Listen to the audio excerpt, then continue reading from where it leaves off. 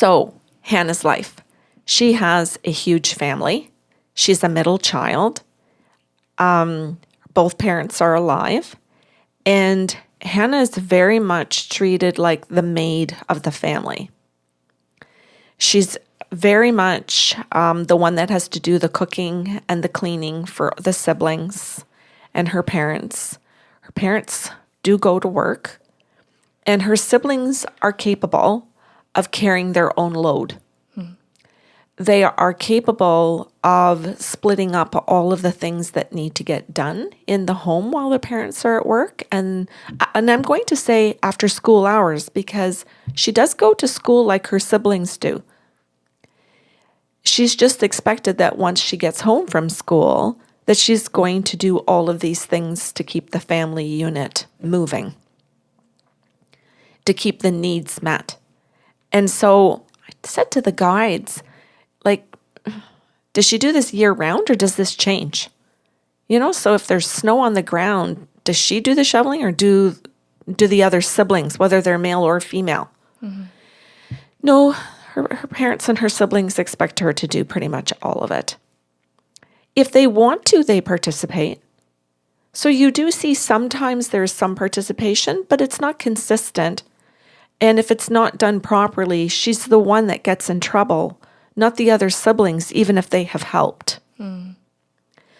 So there is over responsibility put on Hannah's shoulders or in her life, which creates patterns for her.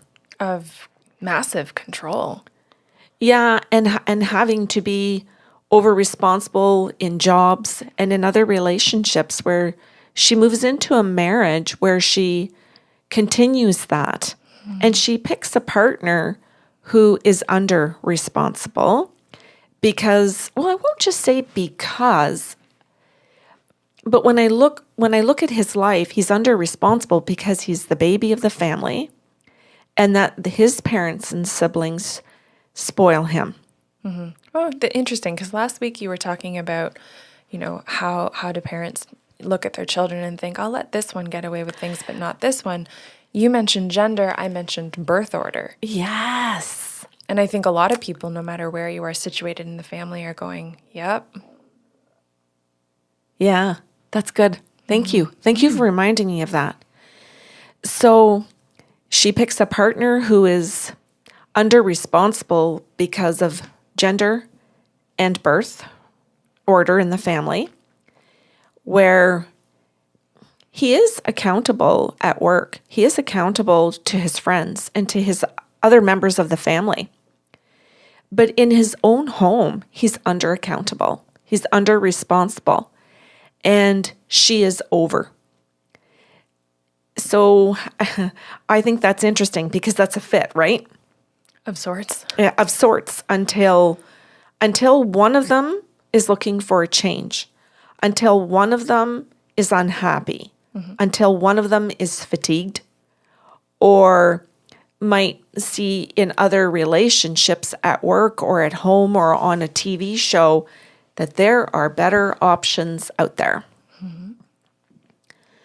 So her pattern here that plays out in her marriage and in her life, and I'll say too, to a great degree in friendships where she feels or she takes on the responsibility to organize a party, or as the friend group all has different birthdays, all the friends just sit back and think she'll pick up the gift and the card and we'll just e-transfer her the money. So she's over accountable even to that degree. Mm-hmm. And the friend group itself can do things like that to her because they know her story. They know when she sits down or arrives late that she's been over responsible at home with the kids and the family. And I won't say they do it consciously. Maybe some do, but even subconsciously, they know she's over responsible, so she'll get that stuff.